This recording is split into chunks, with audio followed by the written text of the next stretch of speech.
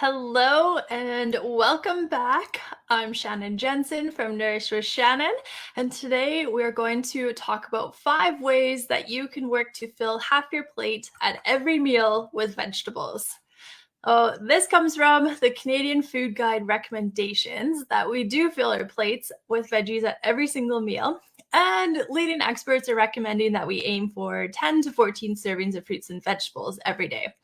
But it's kind of hard to know what a serving is. So you can go work with the filling half your plate method, or you could also use the palm fist thumb method. So that's where you take your palm, should be veggies, your fist can be a protein, and thumbs is your fat. So a bit of avocado, or maybe use a little bit of like a tablespoon of coconut oil in your cooking. That will help to get you that thumb size of the fats. So those are some ways to look at how many you're getting, but what are some ways that we can get those veggies in by filling the palm or the half the plate? So here are 5 ways that you can do so. So number 1 is with leafy greens. Leafy greens are incredible. They are full of life force energy. They're considered a high vibrational food. We've spoke about this before. They support longevity and they are rich in vitamins and minerals.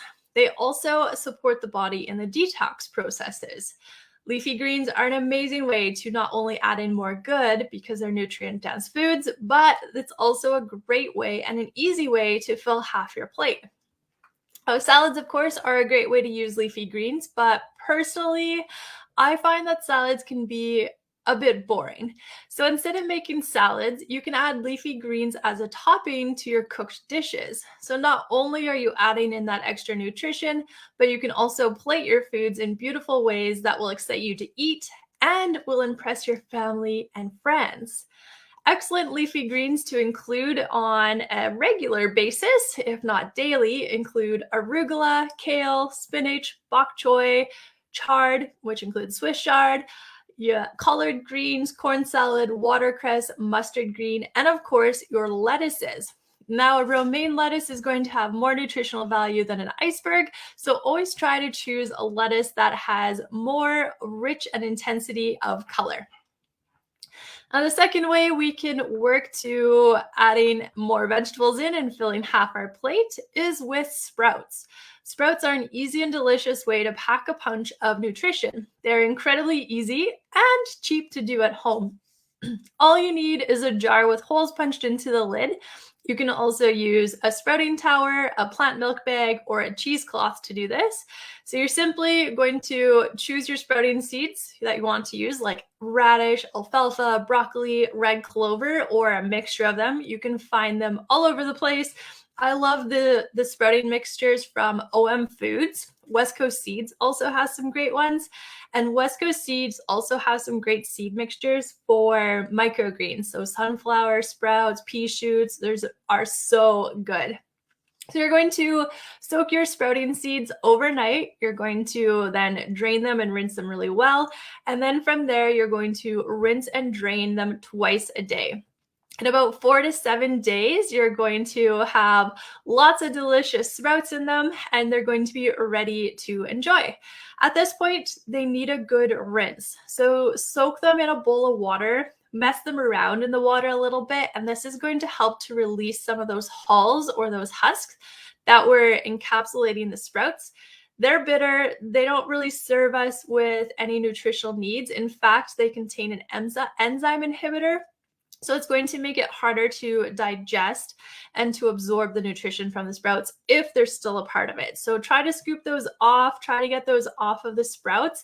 And then you're going to drain your sprouts again and store them in a jar in the fridge. Now, what is really incredible about sprouts is that a seed contains everything that it needs to start life. This is called the endosperm of it. So sprouts don't actually need to be in soil to start growing. All they need is that water to start the rehydration and the germination process. From here, sprouts can go for a week or two without any nutrition because they have everything that they need to start life. So if we're eating these plants at the sprouted stage versus a microgreen or a plant stage, we're actually going to get more nutrition from them than we would if we were eating the ripe part of the fruit.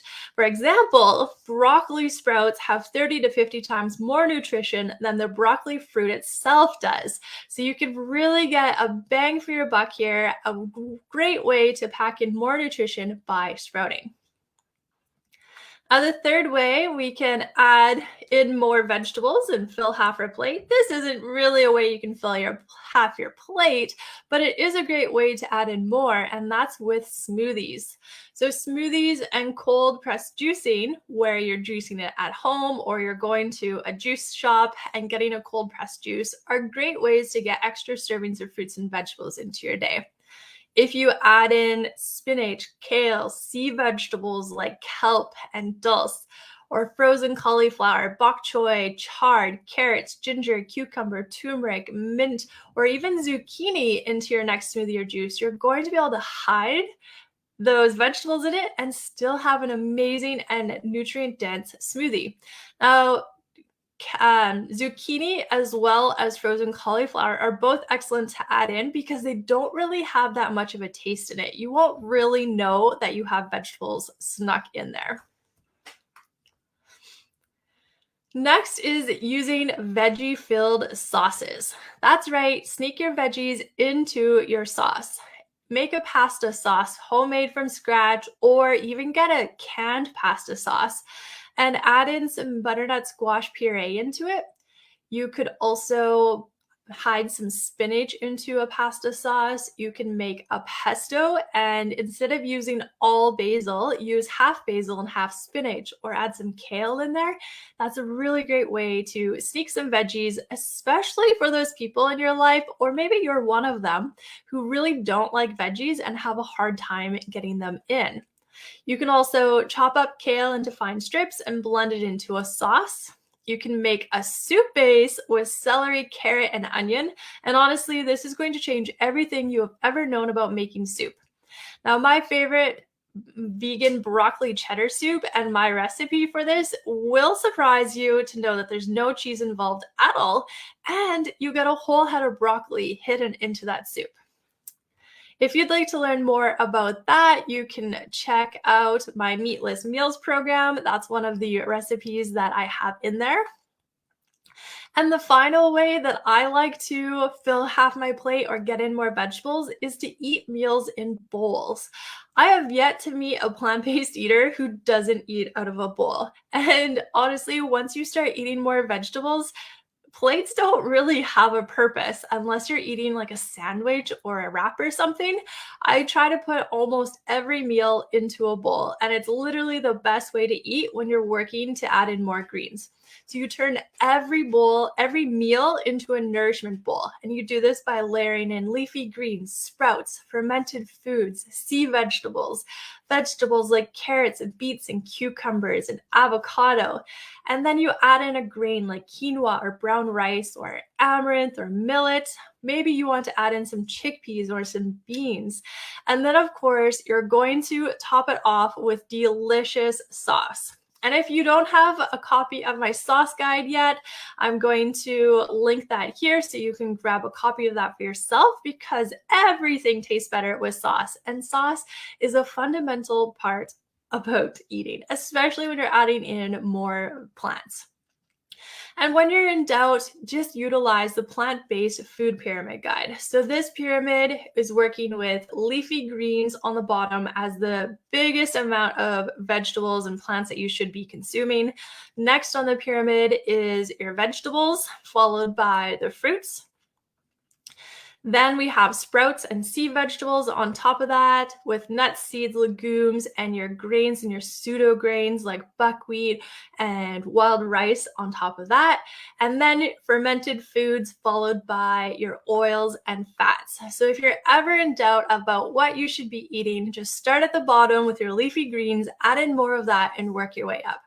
Now, to use this pyramid and this guide, it does not mean that you have to be fully plant-based and you can't eat animal products. It's simply a guide to helping you to eat more of the good and to get more fruits and vegetables in every single day. I'm also going to link that food pyramid here as well, so you can check that out. And that's what I have for you today for adding in 5 ways to fill your plate at every meal with veggies. Thanks for tuning in. I'll see you next time.